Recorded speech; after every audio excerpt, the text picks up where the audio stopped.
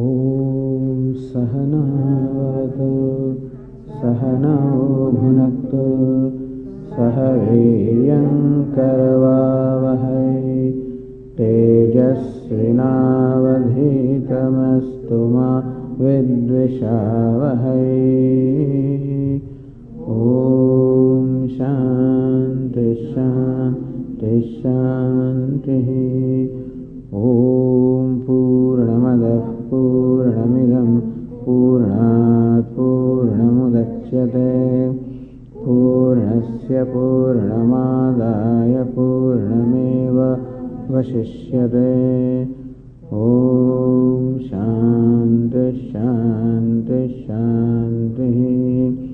श्रुतिस्मृतिपुराणानाम् आलयं करुणालयं नमामि भगवत्पाद शङ्करं लोकशङ्करं शङ्करं शङ्कराचार्यं केशवं बादरायणं सूत्रभाष्यकृतौ वन्दे भगवन्तौ पुनः पुनः। ईश्वरो गुरुरात्मेति मूर्तिभेदविभागिने व्योमवद्व्याप्तदेहाय दक्षिणामूर्तये नमः। गुकारस्त्वन्धकारश्च ऋकारस्तन्निवर्तकः अन्धकारनिरोधित्वाद् गुरुरित्यभिधीयते। सदाशिवसमारम्भां शङ्कराचार्यमध्यमाम् अस्मदाचार्यपर्यन्तां वन्दे गुरुपरम्पराम्।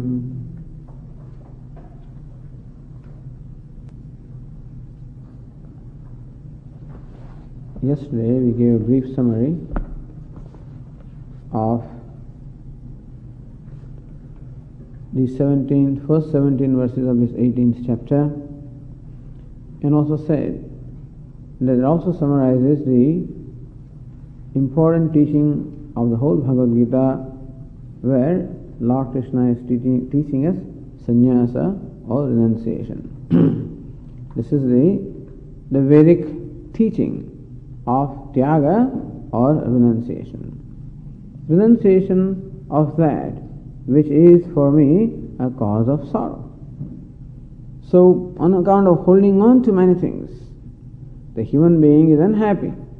He experiences sorrow or sadness on account of holding on to things, holding on to certain notions, holding on to certain conclusions, holding on to certain judgments about his own self, which are not based on reality, which are due to ignorance, and therefore many things I think about myself. That I am a limited being, that I am a mortal being, that I am a small or insignificant being, that I am a limited, inadequate person. So all these conclusions I have about myself, I am holding on to. And my life is, whatever I do is based on these conclusions or perception of myself. It is dropping of these conclusions when it is found that these are based on ignorance or not on reasoning, that in fact I do not have valid reason to have or hold on to these conclusions. And therefore, when an inquiry is made with the help of the scriptures, with the help of the teachers, as to what the true nature of I is, and when it is discovered that I am not what I take myself to be, that I think that I am a mortal being or a small insignificant being, that I am not. I am not an adequate creature, I am not someone who is bound or insecure, which I take myself to be. So when thus an inquiry into the nature of I is performed, what is the nature of I? What's the nature of the self? When that inquiry is performed with the help of scriptures and the teacher, then as I discover that these notions are not right, dropping these notions, letting them go. And what all I am doing based on these notions.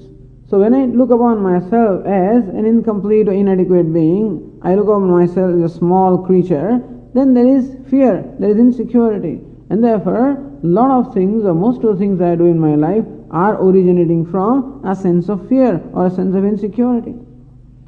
I always seem to be out to always protect myself, defend myself, because I feel that I am attacked, I am persecuted. And that insecurity alone results into my aggressiveness, my attacking others sometimes, my hurting others. So all of these that we see it originates from a sense of insecurity, a fear. And Vedanta explains to us there is no reason for insecurity, no reason for the fear. Thus, discovering myself as I truly am, and in the wake of that discovery, letting go of the false notions or conclusions I have about myself, this is the process. And thus, what I am holding on to in terms of my conclusions about myself, my complexes about myself, are based on a lack of inquiry or a lack of really looking at myself, a lack of scrutinizing this conclusion. I've just taken things for granted, and these conclusions are scrutinized in light of what Upanishads, what Vedanta, what Bhagavad Gītā reveals. So that is a primary renunciation. A renunciation of what I am falsely holding on to, and which is solely the cause of my sorrow or unhappiness. That otherwise there is no reason for me to be unhappy at all, because what I am is what I like to be. I like to see myself free, fearless, a complete being. I like to see myself a loving, good person. I like to see myself as a giving, charitable person. I like to see myself as a beautiful, good person. And that is what I am. And therefore, when I take myself to be opposite of that, that is not the truth about myself, and therefore, what I am holding on to is not based on the truth of myself. And therefore, letting go all these false notions and conclusions, because these false conclusions are a source of all the unhappiness in my life. If the world appears to give me unhappiness, it is not because the world is capable of doing it, but on account of holding on to these notions of myself, I give power to the world to make me unhappy. And thus, when I stop giving the capacity of power to the world to make me unhappy, regardless of how the world is, regardless of how I am treated, they just cannot make me unhappy. This is ultimately the goal of freedom from all unhappiness, freedom from sadness, and therefore owning up the happiness or fullness which is my nature. So we said yesterday, Atyantika Dukkha Nivrittihi, elimination or cessation of pain or sorrow once and for all. Niritesha Sukha Avaptihi, attainment of happiness, limitless happiness, which is my nature. And thus abidance in that freedom, abidance in that happiness, unconditional happiness, this is what is called moksha or liberation, and that is the goal. This is what Bhagavad Gītā teaches us. And therefore, in attainment of that goal, that letting go, that dropping, in the wake of the discovery of the truth or discovery of reality, letting go of that which is born of ignorance, that's all that I am required to, nothing else. And therefore, as Vedanta teaches us, our life, for it to become a spiritual pursuit, is nothing but simply dropping or letting go of whatever the ideas or conclusions are born of ignorance. And because I hold on to many wrong notions about myself, therefore I also have many wrong notions about the world also, and many wrong notions about God also. And all these notions are taken up for scrutiny. They are subjected to an inquiry. And as I discover that these notions are wrong, just a preparedness on my part, an openness on my part to let them go.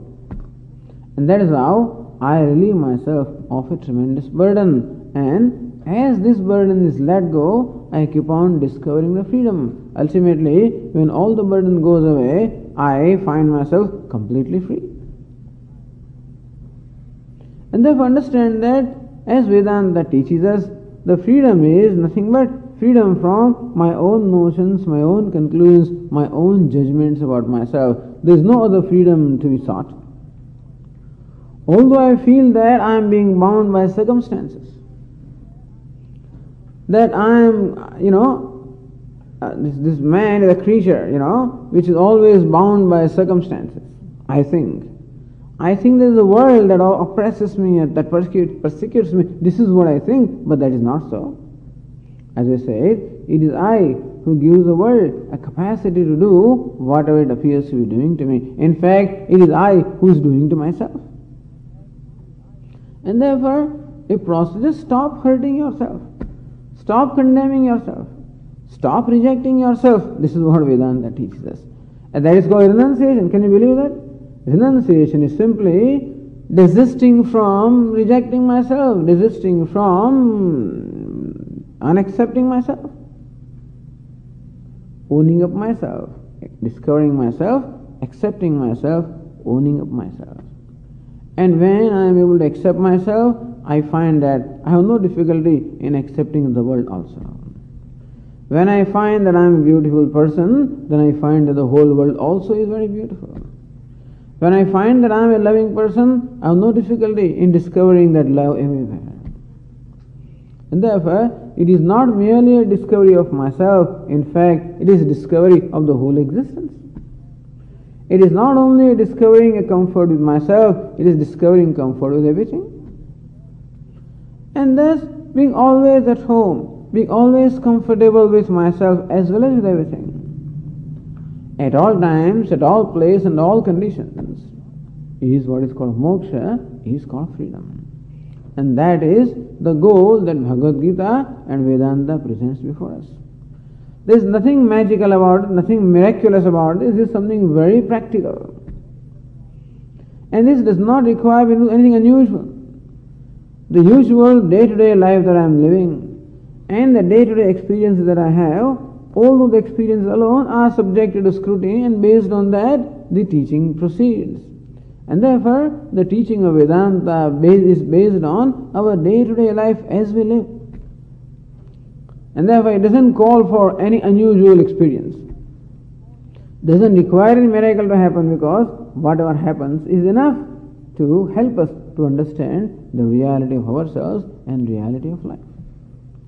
So this is how renunciation then is nothing but the shedding or letting go of ignorance and the notions born of ignorance in the wake of knowledge. This is the primary renunciation. This is called Brahma Vidya, the knowledge of Brahma, the knowledge of the self. And before that, a secondary kind of renunciation also was taught. That in order for me to let go things, it is necessary for me to live a way of life of letting go. Because I am holding on to certain conclusions or notions so firmly that it becomes very difficult for me to let them go. Even if I see that they are not right, I am not able to let them go. Usually, when I know that something that I am holding on to is not right, I don't have difficulty in letting go. But then there are certain things I am holding on to so fast that in spite of knowing that they are not right, I am not able to let them go. Swamiji, I know I should not get angry, but I do. Swamiji, I know I should not do, but I do. Which is a practical difficulty. And there has to be a solution to that. What is the solution? And therefore, you deliberately do something which will neutralize those strong tendencies. Deliberately live in the right way, so that it will neutralize the tendencies of doing things in a wrong way. So living in the right way is the first step, and knowing the right thing is the second step. And living in the right way is called Karma Yoga, is the life of yoga. All it is just live in the right way. And what is right way? Living on the basis of certain fundamental laws that are obtained in the universe. Our life, in fact, is governed by certain fundamental laws, certain fundamental realities. If my life is contrary to those realities, there is going to be conflict. If my life is in keeping with those realities, there is going to be harmony.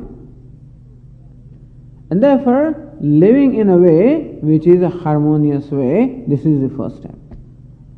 This is called Karma Yoga. Why it's called karma yoga? It's called yoga actually. Living in a right way is yoga. When karma or the action becomes an occasion for me to assert the right values, then it becomes karma yoga. So what is the right way? Lord Krishna said, and we'll see that. Karma yoga will come here also. So therefore Lord Krishna said that this living in the right way, karma yoga is the first level of renunciation, because here I am required to let go of my strong tendencies which are contrary to the existing laws. And second level of renunciation is in the wake of knowledge or understanding, letting go of those notions or complexes that are born of wrong understanding. This is what Lord Krishna taught. And also taught that what is the reality of myself? The reality of myself, the reality of self is I am ever free. Even though I take myself to be bound, I am ever free. Even though I take myself to be a fearful person, an insecure person, in fact, fearlessness is the truth of myself. Even though I think that I am persecuted by the world, and therefore I am constantly being hurt on account of the way the world treats me, says, understand that you are beyond hurt. Nobody can hurt you. How come nobody can hurt me? Because I am not a bhokta, I am not an enjoyer, I am not an experiencer. That enjoyment, experiencing all of them, all of it takes place at the level of personality, and I am the one that is not touched by anything that the world does to me, in the sense that the Atma, the self, is abhokta, it is non-enjoyer, non-experiencer. Another source of unhappiness in my life is that whenever I do something wrong, then there is a sense of guilt in me, and that is also another cause of sorrow. And so Lord Krishna says, look, there cannot be guilt in you because you never do anything. So you never do anything. What do you mean you never do anything? I do all kinds of things. You think you do all kinds of things. In fact, you, the self, does not do anything. You people may have heard this story of Lord Krishna. You know, Lord Krishna is known to have how many consorts? 16,108. And through each one of them, he had 10 children. There was an army, right in his own home. There were 16,108 palaces, one for each queen. And through each of them, it is said he had 10 children. This is Lord Krishna. And once upon a time, it seems, that a great sage, Durvasas, with number of his disciples, came to visit them. But he was on the other side of the river. There is a river flowing there, and Sage Durvasas sent them a message that I am here. And Lord Krishna said, okay, we will make all arrangements for you there, including the arrangements for the food, and therefore it was decided to send them the adequate food at a given time. So all these queens are sent with the food as a mark of hospitality to that sage. But then the queen said to the Lord, look, we have to cross the river, and river is flooded, it's in spade, so how can we cross the river? So Lord Krishna says to these queens, go and tell the river that if Lord Krishna is ever a celibate, if Lord Krishna is always a celibate, then the river should give way. We said here 16,108 queens, and through each of them 10 children, and still it declares that I am ever a celibate, a brahmachari. Tell the river. And the river gave the way, accepting that Lord Krishna is ever a celibate, nitya brahmachari. And so the queens go to the other bank, offer food to the sage. Everything is done. He had a hearty meal and his disciples also. Now the queens are to return. Again the river is in flood. And the queens request this sage Durvasas, look, the river is in flood, now how do we return? Then sage Durvasas says to the queens, go and tell the river, If sage Durvasas never ate, then the river should give way. Says what? Yes. They saw him, how well, he had helped himself with the food. In spite of that, they were told, declare, go to the river and say, if sage Durvasas never ate, please give way. That's what the queens did. If sage Durvasas never ate, please give us a way, and the river gave the way. And so, even while, in spite of doing, he does not do. He appears to be eating food to the onlookers, but as far as he is concerned, he is not eating. This is something very difficult to understand, but this is the truth about the self that is being revealed here. That means that there is no burden of doing anything at all. Everything takes place in his presence. As I said yesterday, there is a self and there is this person. That self is called the person, the conscious being, and there is this personality. And we'll analyze that personality further, that all the actions and all experiences take place at the level of the personality, consisting of the body-mind complex, and the self, the Atma, the consciousness, presiding over this personality and living the personality himself, in fact, does not do anything, nor does he get subjected to, impacted by any action also. He is neither a doer nor an enjoyer. He is neither karta nor bhakta.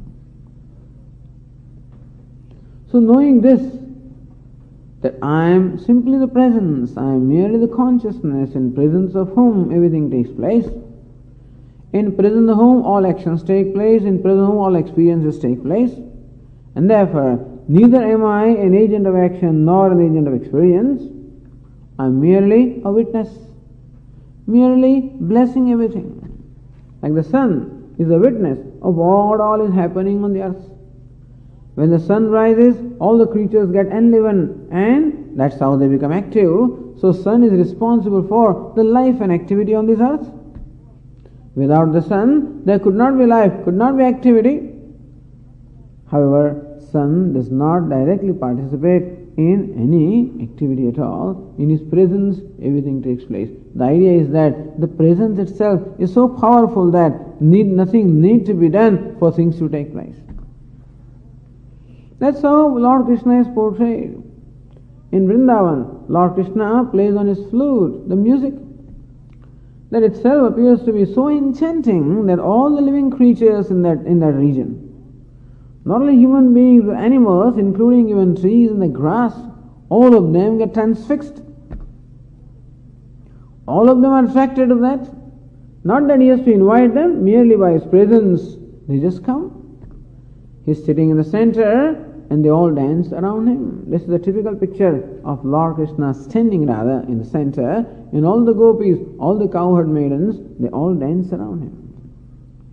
His presence is enough to set them to motion, to activity, just as the presence of electricity is enough to set the fan to motion, and so also the presence of self is enough to set this personality into motion, and all activities take place, all experiences also take place, and thus the self, the I, is akarta, abhokta, is actionless. This is a very important thing that is being also revealed in Bhagavad Gītā, based on the Upanishads. And now follows further analysis to show how the self is ever free from the sense of doership as well as from a sense of enjoyership. This is very important. The self or I is free from a sense of doership and sense of enjoyership. Because whenever doership is there, then alone the question of guilt can be. Whenever enjoyership is there or experiencership is there, then alone the question of hurt can be there. This hurt and guilt are primary sources of sorrow for the human being. And hurt I am, guilty I am, not because there is a reason for me to be hurt or feeling guilty, but I feel hurt and I feel guilty on account of the kind of conclusions or the notions I hold on about the self. I think I, the self, is in fact the agent of action, and therefore I feel guilty having done something right or wrong. And I take for granted that I, the self, is subject or agent of experience, and therefore I take myself to be hurt. And thus it is necessary ultimately to know that Atma, the self, is ever free, free from even the sense of doership and sense of enjoyership. Then who does things? Who experiences this? This personality consisting of the body-mind complex, that is what does everything. And so, to further amplify that, Lord Krishna now presents before us the analysis of various aspects of the personality, or the mechanism of how the action takes place, further from the 18th verse, which is what we are starting our study with.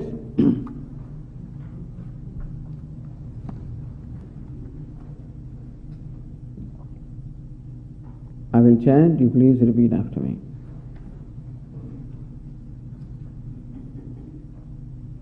Jnanam jneyam parignyata, jnanam jneyam parignyata, trividha karma chodana, trividha karma chodana, karanam karma karteti, trividah karma sangraha, trividah karma sangraha.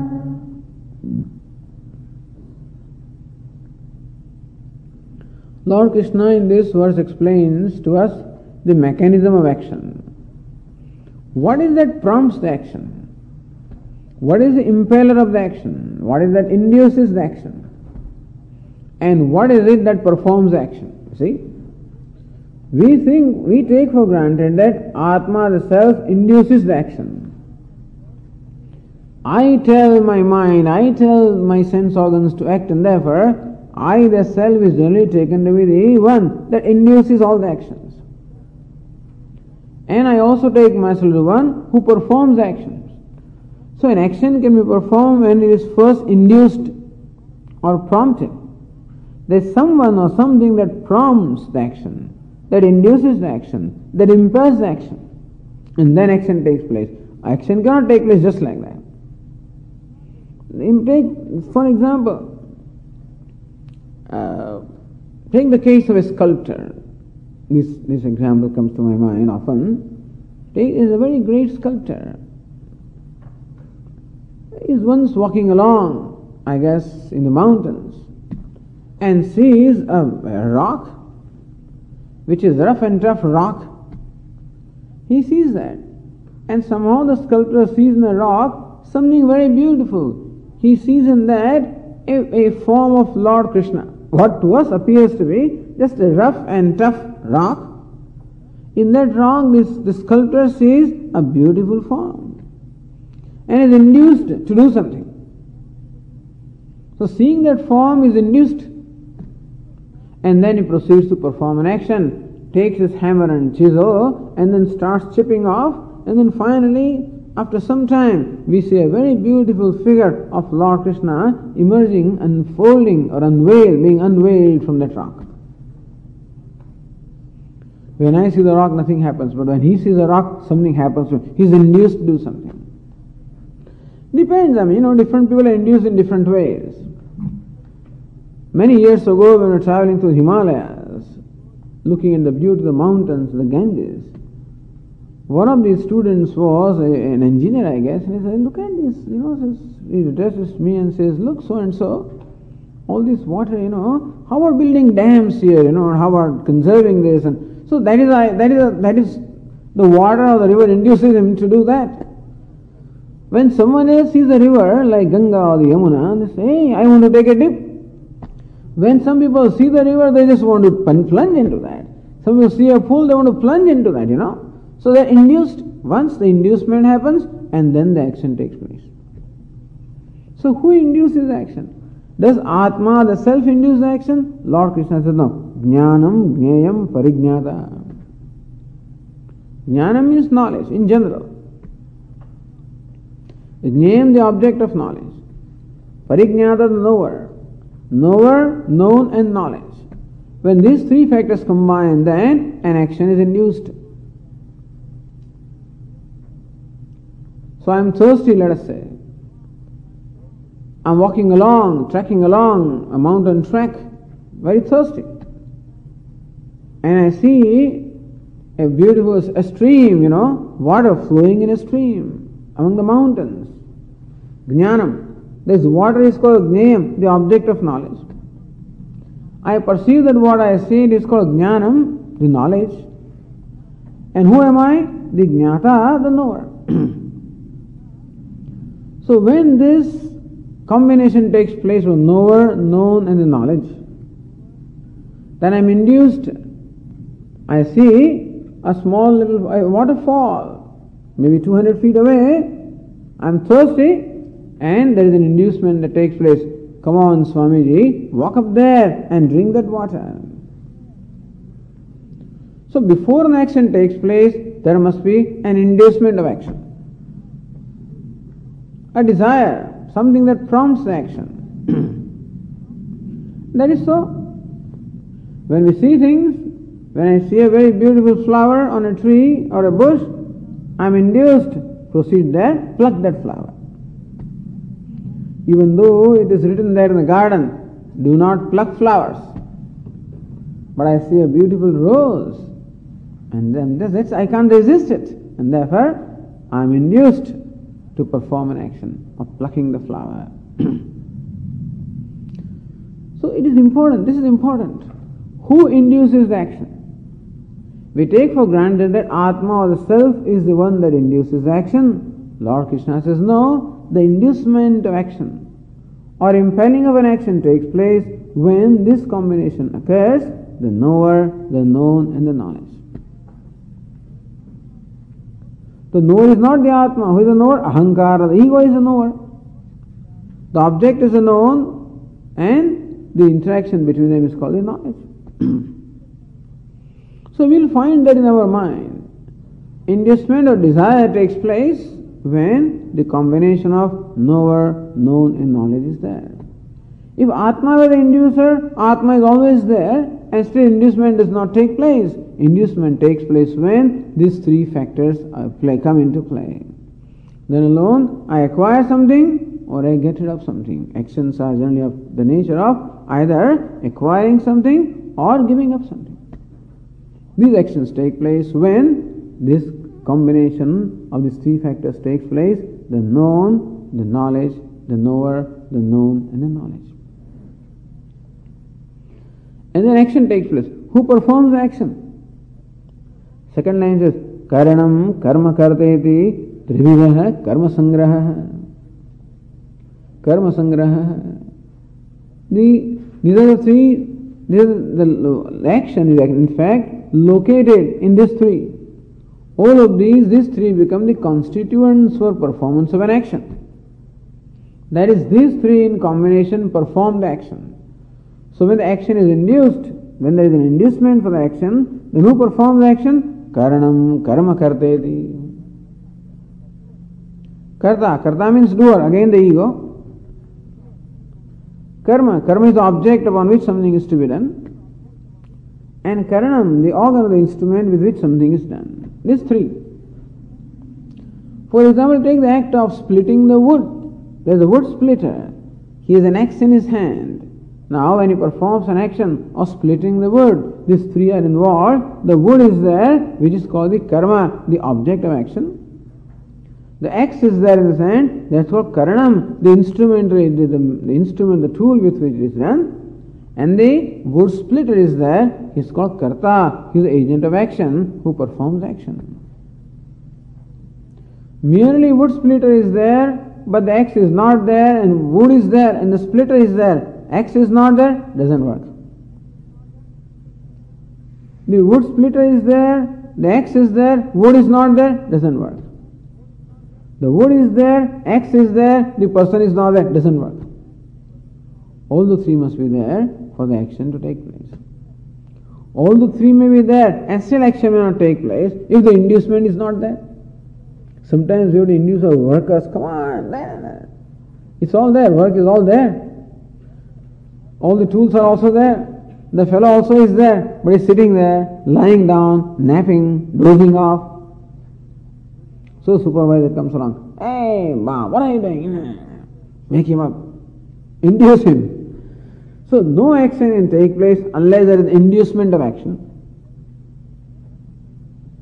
And then after inducement also the action can take place provided all these three factors are there. Bab can say, how can I do anything? I don't do this, I don't have that, Well, there's nothing to do. Why are you sitting here, Bab? There's nothing to do. There's no karma. Why are you not just, folding your hand, not doing anything? Why? I don't have the tools. Hey, you are here, everything is there. How come you're not doing? I'm not induced to do anything. So karanam karma karteti. You know why Lord Krishna says all this? Just to clarify that Atma, the self, is not one of these factors. The self neither induces nor the self does anything. In presence of self, the inducement takes place when these three factors, the knower, the known and the knowledge, when they come into contact with each other, then in presence of self, the inducement takes place. And the inducement having taken place, then an action takes place of either acquiring something or getting rid of something. Action takes place at one of the three levels, at the level of body, at the level of speech, or at the level of mind. It is not that action is merely the level of body, sometimes at the level of speech, sometimes at the level of mind. This action takes place when karanam karma karteti, when the object is there, the instrument is there, and the doer is there, then the action takes place. Telling us thereby that look, all this takes place in the presence of the self. Self of the Atma is not the inducer, is not the doer, is not the participant, is ever free from all these roles, all these doings. But Swamiji, you say the wise person knows the self. We see him doing things. Well, doing and still not doing. The 5th chapter it was said, Pashyan, Shrunvan, Sprushan, Jigran, Ashnan, Gachan, Swapan, Shwasan. Seeing, hearing, walking, talking, eating, drinking, breathing, sleeping, winking. He appears to do all of these that we do. Only that his perception is different from our perception. What is it? Naiva kinchit karometi yukto manyeta tattvavet. This wise person says, I do not do anything while saying this. He says, I do not do anything. But you are saying it, you're doing something. He says, even while doing, he does not do. He is doing from the standpoint of onlookers. But he knows that I does not do anything. It is in presence of I that all this happens. He is free from the consequence of all the actions. He is free from the burden of performing actions. He is free in spite of doing, in spite of appearing to do, appearing to experience. He is ever free. So Atma is ever free. Doesn't require to do anything. Doesn't require to do anything to feel good about himself. You see, sometimes I get so bored with myself, when there's nothing to do, then I have to do something. I call somebody, I write a letter, I do something. Then alone I feel good about myself. And then very often, doing is necessary to feel good about myself. Sometimes, experience is necessary. Switch on the radio, TV, something or the other. Then alone I feel good about myself. In short, at this time, for me to feel good about myself, I need to do something or I need to experience something. Lord Krishna says, look, you are as you are. You are good and therefore there's no need to do something to feel good. So when a wise person performs action, it is not for feeling good. It is because he is good that the action is performed. Whereas an ignorant person performs an action for being happy, the wise person performs actions out of happiness. This is a big difference. Therefore, when an action is performed out of happiness, it is always an action. There is an action that is blessing, that is giving. Because when you are happy, you are non-demanding. When you are happy, you are always generous and giving. And therefore we find that actions of wise people are all the nature of always giving. And therefore Viveka Chudamani compares them with the spring season. Just as the spring, wherever it goes, it spreads its beauty and fragrance and joy. And so also, wherever the wise person goes, he just spreads the joy. This is what we want. When we understand this secret about the self, we understand that without doing anything also I am fine. Without having to experience anything also I am fine. When that is known, then I become free from the need to do something or from the need to experience something. Basically, this knowledge makes me free from all the need, which needs arise on account of not understanding myself for what I am or understanding myself wrongly. So thus, having told us the mechanism of action, Lord Krishna now proceeds to analyze these various aspects here for a clear understanding. Go to the next verse, 19th verse. Jnanam karma cha karta cha, jnanam karma cha karta cha, tridhaiva guna bhedatah, tridhaiva guna bhedatah, prochyate guna sankhyane, prochyate guna sankhyane, yathavat shrunutanyapi, yathavat shrunutanyapi. Of these six that were mentioned in the previous verse, Lord Krishna takes up three for the discussion. Jnanam karma cha karta cha tridha eva guna bhedatah. Here Arjuna, shrunu, listen to me. Yathavat shrunu, listen to me, who is going to tell you in accordance with the scriptures, in accordance with the reasoning. What are you going to tell us, Lord? Jnanam, what's the nature of knowledge? Karma, what's the nature of action? Karta, what's the nature of doer? Of the six, Lord Krishna selects three to further elaborate on the nature of this. The nature is going to be described in a threefold way, tridha eva, guna bhedatah. According to the differences of guna, in a threefold way, I am going to describe to you this jnanam, karma, karta. Jnanam, knowledge. Karma, action. Karta, the doer or the agent of action. So, guna bhedatah, tridha eva, in a threefold way, according to the differences of gunas. O Lord Krishna, where did you find this analysis? Prochyate guna sankhyane. Hey, this is being told in the Shastra of the Sankhya, guna sankhyanam.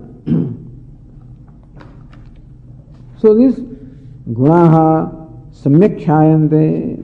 So that scripture, where all these gunas are very well explained, is called guna sankhyanam.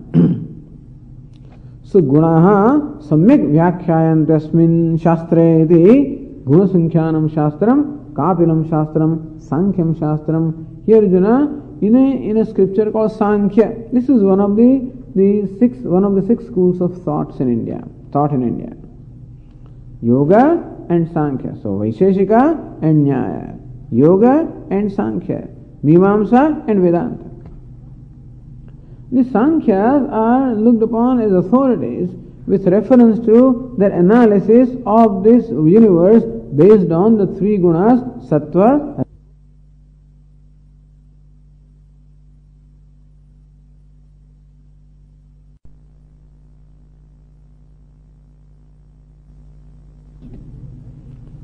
So that is the reason why Vedanta adopts all the useful portions from all other schools of thought. Useful portions. Like the analysis done by the Mima Vaisheshikas and all the logic developed by the Nyayikas, the analysis of gunas done by the Sankhyas, the methods of mastering the mind developed by the Yogas, the method of analysis that is developed by the analysis of scriptures developed by the Mimamsakas, all of these Vedantins in fact adopt. So Lord Krishna says now, I'll proceed to analyze for you these three factors, this jnanam, karma cha karta cha, the knowledge, the action and the doer, in a threefold way based on the gunas. Before we proceed, let us just briefly introduce to you what are these gunas and what are their characteristics so that you can understand how Lord Krishna analyzes them or describes them and what's the reason for describing this? So let us look at what are these gunas and what the characteristics are.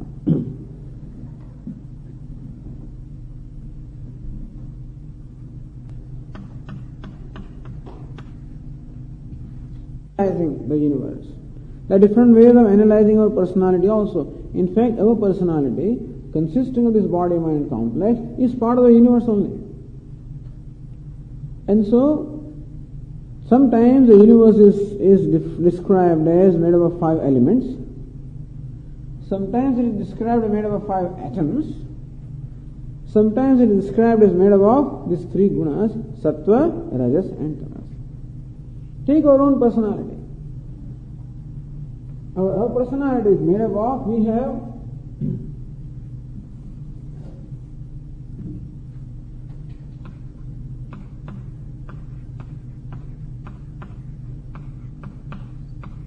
a gross body. You see, this is what we perceive.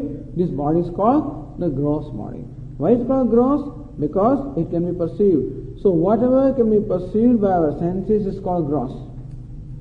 What cannot be perceived by senses is called subtle. So this light can be called gross because it can be perceived, but electricity can be called subtle because it cannot be perceived. And similarly, this body can be perceived, it is called the gross body. This is made up of tamas.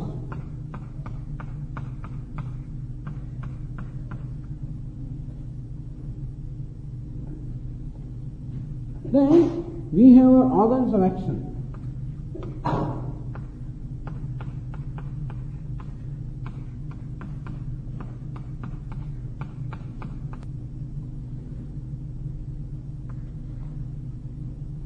Like our speech, hands, legs, they are called the organs of action with which we perform actions. And that which motivates or this provides a motive power to the organs of action is called the vital air, prana, apana, these pranas. So organs of action and pranas, all of these are said made up of rajas.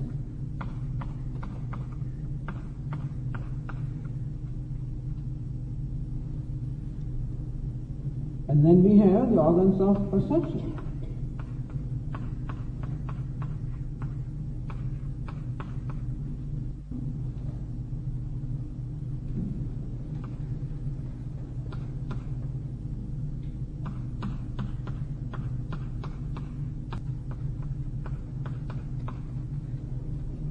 See, these are all the organs of action and prana, the responsible action or activity. So rajas is associated with activity. The organs of perception and mind are the instruments of knowledge. So these are all organs of action, they are made of rajas. All organs of knowledge are instruments of knowledge. Organs of perception and the mind are the instruments of knowledge, and they are made up of sattva. And this body, which is inert, is made up of tamas. So you can see the nature of guna. What is tamas? That which is inert. What is rajas?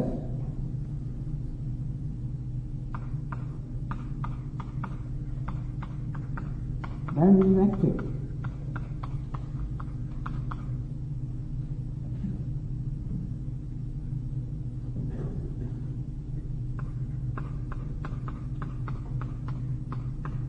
And sattva is knowledge.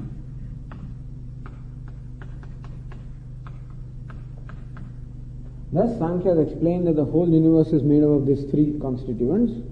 We find a lot of inertness or dullness or inactivity. We also call it inactivity, inaction. Then we see activity and we see tranquility. So knowledge always is associated with tranquility.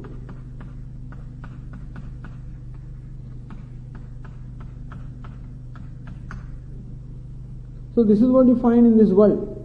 Tranquility, activity and inaction or inertness.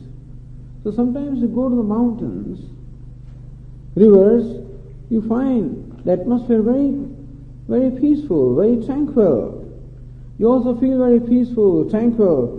We would call that sattva. Go to Times Square,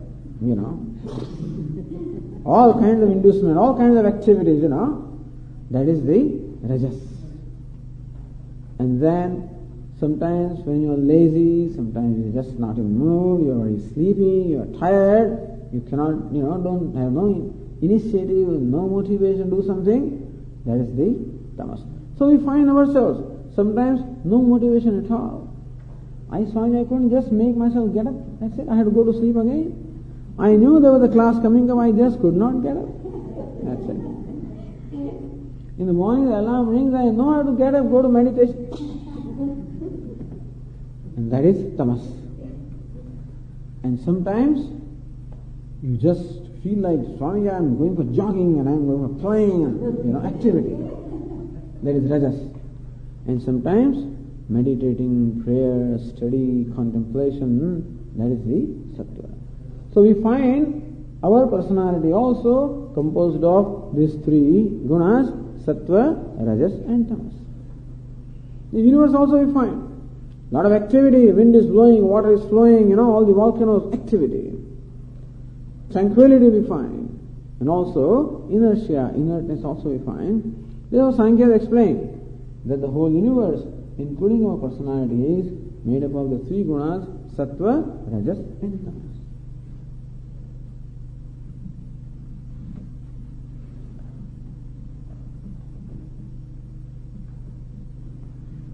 There is tranquility, there is knowledge, there is cheerfulness.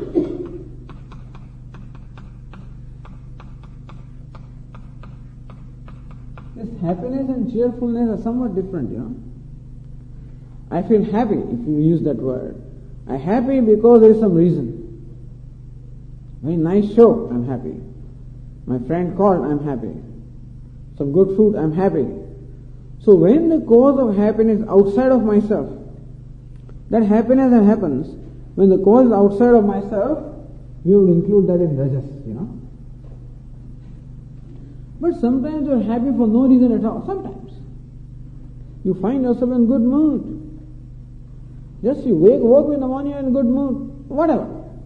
So when that happiness for no reason, happiness arising from within myself, for no reason, is what we call cheerfulness or sattvic. We will have occasion to analyze that in this discussion itself, so I will not, dwell much upon that, but just to give you an idea. That's why I said cheerfulness, tranquility, knowledge, and all the good qualities that we have.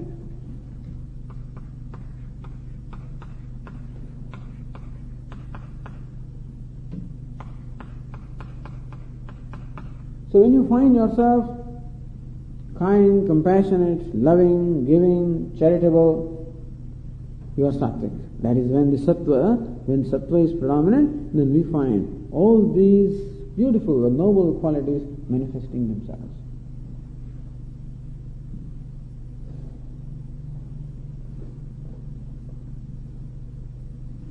Then rajas comes. Rajas means activity.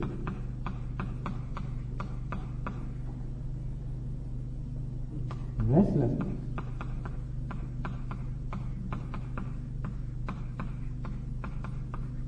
Agitation.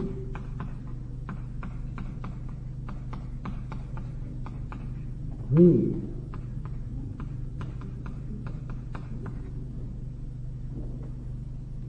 Lack of peace. Swamiji, I can't feel at peace with myself. I cannot meditate, because rajas. A lot of rajas means that which makes me stimulation, activity, agitation.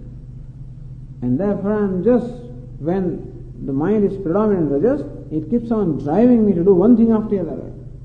And therefore, just constant activities. One thing is over, immediately another thing comes up. That is over, yet another thing comes up. And therefore, the rajas is characterized by activity. Activity doesn't necessarily mean rajas. Activity born of a sense of inadequacy. So when this rajas comes, then I become keenly aware of my lack or want. That's what this rajas does. When sattva comes, there is an awareness of my self-sufficiency. When sattva comes, I become aware of my self-sufficiency.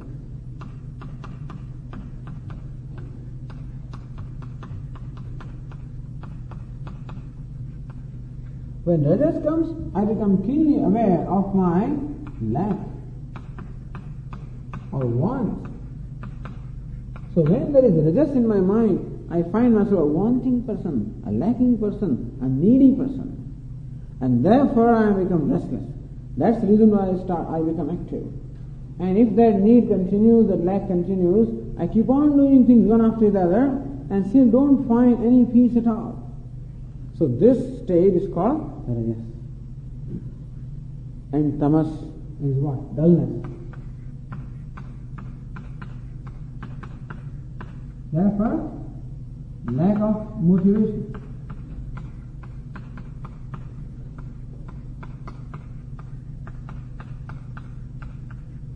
And therefore, inactivity.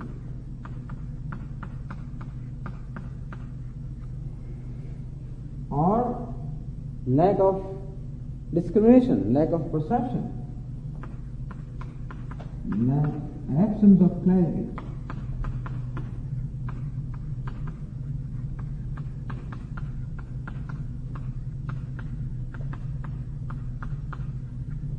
This is all tamas.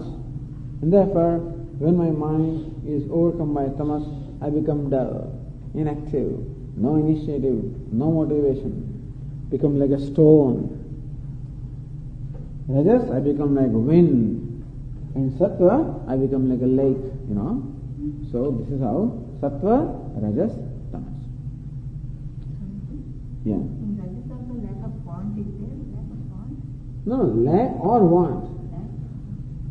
Not lack of want. Lack means want, yeah.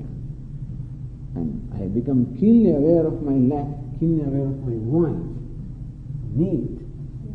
Here I become aware of my self-sufficiency. Here I don't become aware of anything, awareness goes away. And therefore, I become inactive. Sleep is a typical example. Sleep, laziness, lethargy, these are the typical examples of tamas. Activities, restlessness, examples of rajas. Tranquility, knowledge, these are the examples of sattva. So we find our personality made up of these three qualities. In fact, we find the whole universe also made up of these three. And therefore, this topic, the discussion of this topic, in fact, started in the 14th chapter of the Gītā, and it continued in the 17th chapter also. And Lord Krishna continues our discussion using the same model to continue to analyze our personality based on these three gunas, sattva, rajas and tamas. So now we'll see how Lord Krishna is going to describe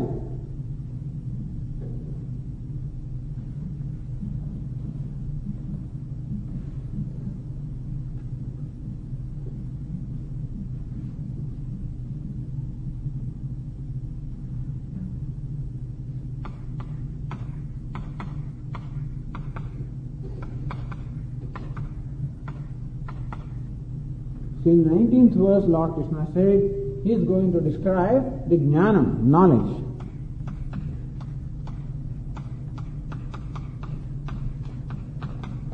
Karma, action. And karta, the agent of action.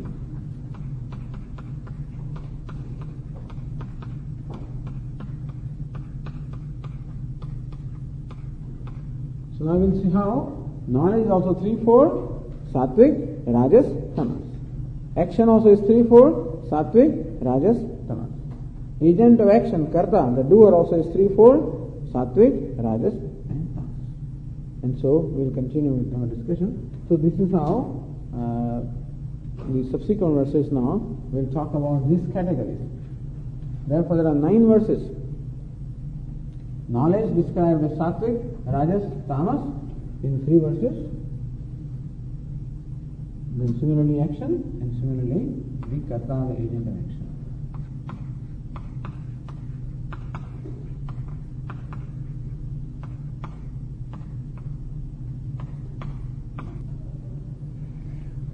Om Purnamadah Purnamidam Purnat Purnamudachyate पूर्णस्य पूर्णमादाय पूर्णमेवावशिष्यते।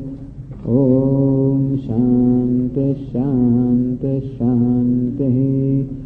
शङ्करं शङ्कराचार्यं केशवं बादरायणं सूत्रभाष्यकृतौ वन्दे भगवन्तौ पुनः पुनः। ईश्वरो गुरुरात्मेति मूर्तिभेदविभागिने व्योमवद्व्याप्तदेहाय दक्षिणामूर्तये नमः।